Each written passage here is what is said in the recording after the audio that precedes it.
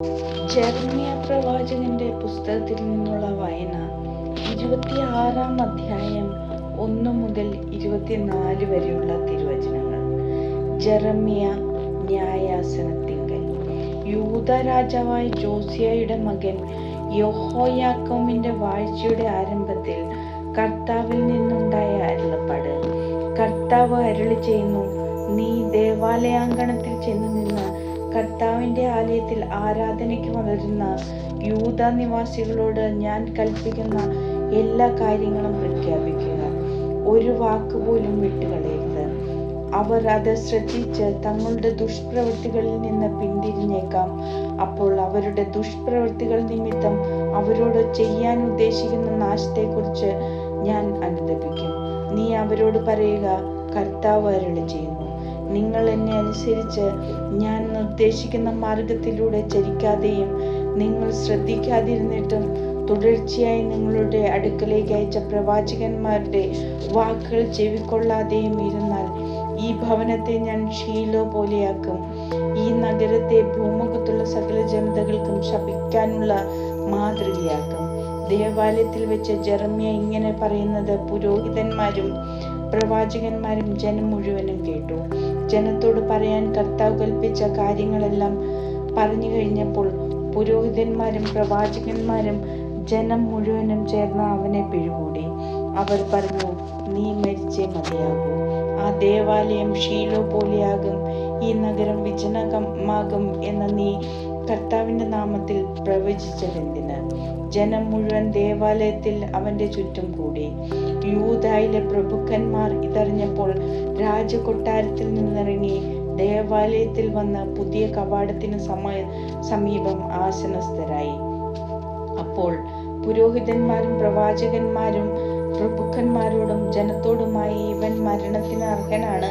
എന്തെന്നാൽ ഇവൻ ഈ നഗരത്തിനെതിരായി പ്രവചിച്ചിരിക്കുന്നു. നിങ്ങൾ തന്നെ കേട്ടതാണല്ലോ.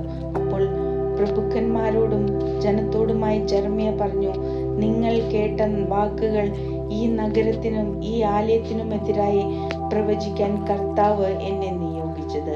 നിങ്ങളുടെ മാർഗങ്ങളും ചെയ്തികളും നന്നാക്കുവിൻ. നിങ്ങൾ ദയവായി കർത്താവിന്റെ വാക്കുകൾ അനുസരിക്കുവിൻ. നിങ്ങൾക്കെതിരായി പ്രഖ്യാപിച്ച അനർത്ഥങ്ങളെക്കുറിച്ച് അപ്പോൾ അവിടുന്ന് അനുതപിക്കും. ഞാനിതാ നിങ്ങളുടെ കൈകളിലാണ്. നീതിയും മുക്തവും നിങ്ങൾക്ക് തോന്നുന്നത് ചെയ്തു കൊള്ളുക. എന്നാൽ ഇതറിഞ്ഞുകൊള്ളുവിൻ, നിങ്ങൾ എന്നെ കൊന്നാൽ നിങ്ങളെയും ഈ നഗരത്തിന്റെയും നഗരവാസികളുടെയും മേൽ നിഷ്കളങ്ക രക്തമായിരിക്കും പതിക്കുക. എന്തെന്നാൽ ഈ വാക്കുകൾ നിങ്ങളോട് പറയാൻ സത്യമായും കർത്താവാണ് എന്നെ അയച്ചത്.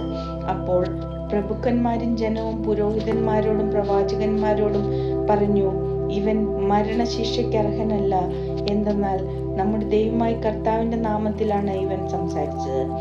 അപ്പോൾ ദേശത്തെ ചില ശ്രേഷ്ഠന്മാർ എഴുന്നേറ്റ് കൂടിയിരുന്ന ജനത്തോട് പറഞ്ഞു, യൂദാ രാജാവായ ഹെസക്കിയായുടെ കാലത്ത് മരേഷത്തിലെ മിക്ക എന്ന പ്രവാചകൻ യൂദാ നിവാസികളോട് പറഞ്ഞു, സൈന്യങ്ങളുടെ കർത്താവ് അരുളിച്ചെയ്യുന്നു, സിയോൻ വയല് പോലെ ഉഴുതുമറിയപ്പെടും, ജെറുസലേം ഒരു കൽക്കൂമ്പാരമാകും, ഈ ആലയമിരിക്കുന്ന മല ഒരു വനാന്തരമാകും.